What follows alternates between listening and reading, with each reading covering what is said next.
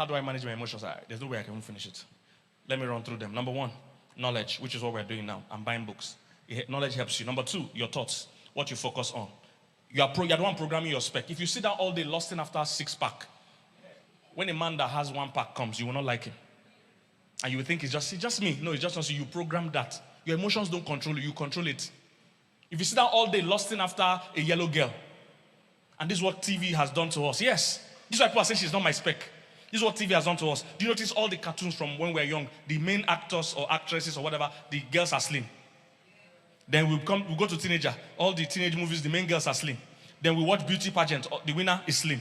Then we watch advert, modeling clothes and all that. The adverts are slim. Even car advert, the woman in it, they are slim. Then watch movies, all the main actors are slim. Then you wake up and say, I like slim girls. You think you're the one that came up with the idea. No, you don't like slim girls. There's no difference between slim girls and girls that are not slim. It's just your thinking. Nothing is wrong or right. It's how you are programmed. I shared the story the first time I ever went to London.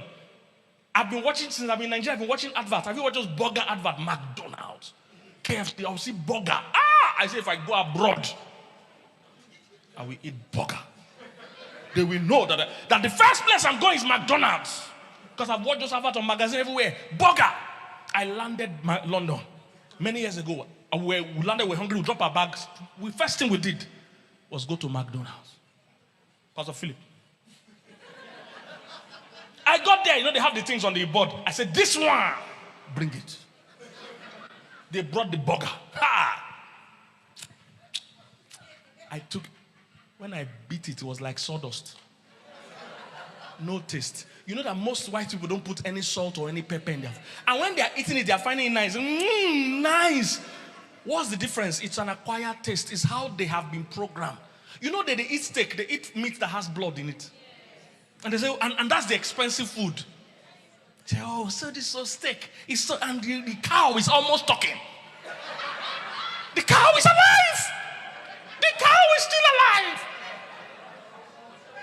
Is somebody getting what I'm saying? Blood is coming out of the meat. You see, it's how there's nothing right. That's what I'm saying. The things you are holding on to strongly, you were programmed to believe is fine. The girl must be slim. Who told you? Everybody knows those girls that have somebody, they are the best. Ask my wife. The reason why they are big is that they carry a lot of things. They carry a lot of blessings. Are you here, somebody? They carry blessings. There's no need to have weight if you don't have what you're carrying. The reason they are like that is that it's what they are carrying that is making it. Are you here, somebody?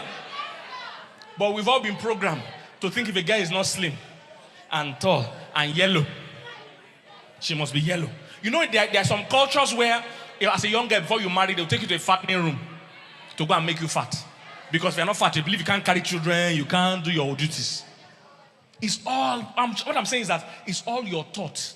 The Bible said, when you are tempted, don't say you're tempted by God, that every man is drawn away of his own lust. It's what you are thinking that is causing your attraction. He said, I see that man, I wasn't attracted to him. Cool down. It's what you have programmed your mind to be attracted to that is being attracted to. If he's a Christian man, you are attracted to him, just don't know.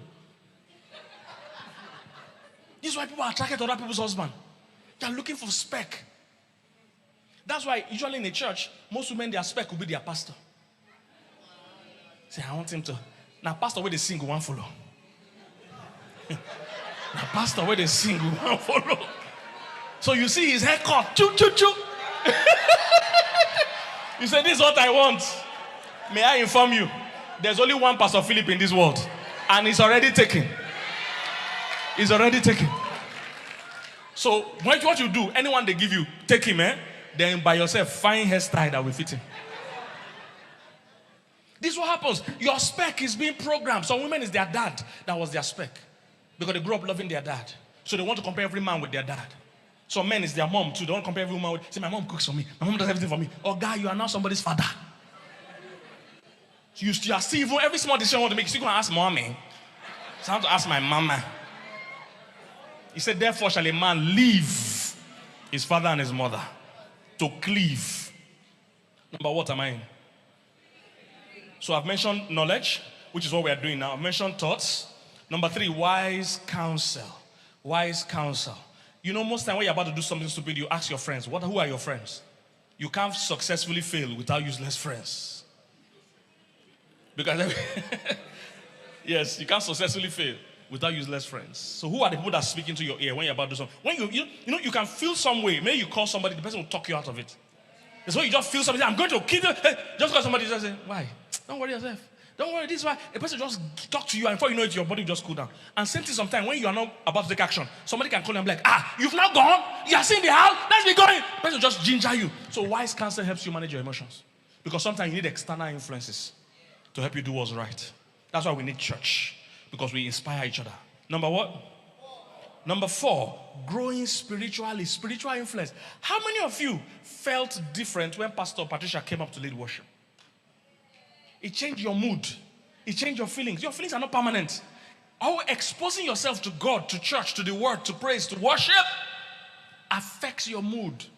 Your feeling of feeling down is real, but it's not final. So don't start treating yourself as nothing because you feel like nothing. No. Go to church so that they will tell you are worth something. You do like Pastor Philip's analogy. How that if something you buy, it means that thing is of that value. In fact, I even think it's even more value. Because the reason I'm leaving my 500K is because that phone is of more value than me. If not, if it's the same value, I'll hold my 500K. It's even more value. So I love the analogy. So even if you came here thinking you're nothing, after that kind of serious revelation, you know you're worth dying for. That boy might have cheated you, but he doesn't have the final say. It's not him that defines your worth. You are worth dying for. The boy is promising to die for you. Jesus has already died for you. Say, somebody's son, go find me. Somebody's son don't already find you. Are you here, somebody? He didn't just find you, he died for you. Number what? Number 5, act right. Act right. Act right. Do what is right. Are you here, somebody? Pastor Patricia, I love the worship. Love the worship. It just changed the atmosphere. Changed the atmosphere. I was not feeling great today. I was not feeling like I knew what to even preach. But as the atmosphere changed, even Pastor Philip, when he got up, you see that he too couldn't continue. That's what I'm saying. When you grow spiritually, but you walk in the spirit and you not fulfill the lust of the flesh. So they are both contending. The flesh wants to feel down, depressed, feel like nothing, feel like can't do it. But when you expose it to the spirit will override. Pastor Philip took God up, you have to first worship many times. That's the point. So exposing yourself, spiritual growth is important. Next one, I said, act right, do what is right. See, sometimes you don't feel like, but do what is right anyway. I gave the analogy of work. You don't feel like going to work, but you go all the same. And you see the interesting thing, once you jump from that bed and start having your bath, the feeling of I don't want to go to work, we will do what? Your feeling is not permanent. Stop acting like your feeling is final. It's not final, it's subject to change. Yes, you don't feel like continuing the marriage, but you can. Yes, you don't feel like you love your wife or husband, but you will. You just have to not obey the feelings. It's easier to act your way into feeling than to feel your way into acting. It's easier to act your way into feeling. So that means if you do what is right, eventually you feel right. There are times you don't feel like going to the gym, for instance, but once you go, you find out you start enjoying it. Your feelings change. And right action changes your feeling. Number what? 6, practice the pause. When you're about to do something stupid or feel like doing something, just pausing for a few minutes will help you recalibrate and make a better judgment. Have you ever noticed that whenever you reply a message too quickly, you write rubbish? But if you sit down and leave it for a few minutes, when your emotions are calm, you will think better and give a better reply. Many quarrels that happen because you reply too quickly. Your fiancé, your husband, or whatever sent you a message, you didn't even read it well. You have already interpreted what you felt he was saying, even though that's not what he's saying. Practice the pause. Number what is next one? 7, take responsibility. Every time you act out of order, please take responsibility. Women are guilty of this one. Women use their emotions to enter trouble, then they now start playing the victim. Why did you go to his house? He said I should come. What did you think he was saying you should come and do at 10 p.m.? I don't know. I just thought he wanted to have a brotherly chat. Take responsibility for every time you do. If you shout at someone you weren't supposed to shout at, call them to apologize. If you reacted badly on a date or something, call them to take responsibility. That will help you change. What people do is that they cover it. They look for excuse. The reason I did that is because of what you did. No, whatever somebody did to you is not a reason for you to act wrongly. That's why the Bible says they slap you on the right cheek, turn the next. They're not saying be a fool. They're saying, look, take responsibility for your own decisions. Don't ever put it on somehow they treated you. Say, the reason I'm shouting at my husband is because of the way he shouts at me. You can actually turn the tide.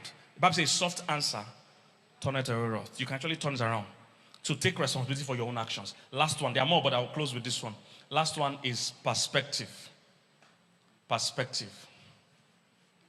Under acting right, for those that are married, your marriage must move from emotional love to intentional love. What does that mean? You can't always wait till you feel like to tell your wife, I love you. You can't always wait to feel like to respect your husband. Start doing what's right. It's the best way to even change your marriage. And the last one is perspective. Perspective can change everything. The moment your perspective changes, all these things I mentioned about managing your emotions, they are in the story of the prodigal son. He had all of them. His perspective changed. The moment his perspective went from, I have to suffer, to how many hired servants do my father have? And I'm here struggling. That even if I can't go back as a son, let me even go on. The moment your perspective changes, everything will change. For me, the moment I learned that men and women are different, I began to understand my wife more. Women are emotional. It means in every situation, they will first see it emotionally before logically. Men are logical. In every situation, they will first see it logically before emotionally. The moment I understood that, my marriage entered a new level. Men and women are different. You just have to know how to appeal to a woman's emotion. As a woman, learn how to appeal to a man's logic. Abigail understood that. When David was coming to kill Abigail's family, Abigail did not say, don't kill my husband. I will be a widow and my children will be orphan. Men are not emotional. That's an emotional idea. What Abigail said is that if you come here, you are going to be king one day. You are going to stain your hand. And it will be on your record forever that you are a murderer. Don't waste your time with this fool. Let's focus on this, your king that you are going to be. That's what she did. She appealed to his logic. Not, don't kill us. A man breaks up with you. Don't break up with me. He will break my heart. He doesn't care.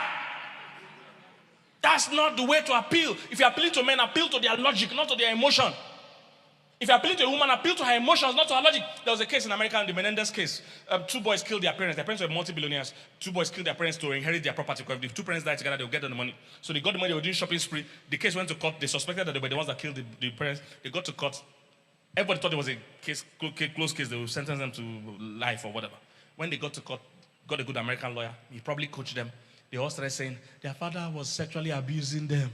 That's why the moment they started that one, they started crying in court. Case change. And America has a jury system. It means that about 8 or whatever people come together and decide the case. So they said the jury was divided along gender lines. All the women supported them. They said, you know what it is to abuse somebody? They abuse them. Let's be but women are emotional. All the women. But the men, logical. They say, they abuse you, that's why you kill your father. Kill these boys, they are guilty. You see, because, no story is perfectly true. It depends on who is telling it and who is listening. About 80% of women have been sexually abused at one time or the other. Once you bring abuse, women will support you.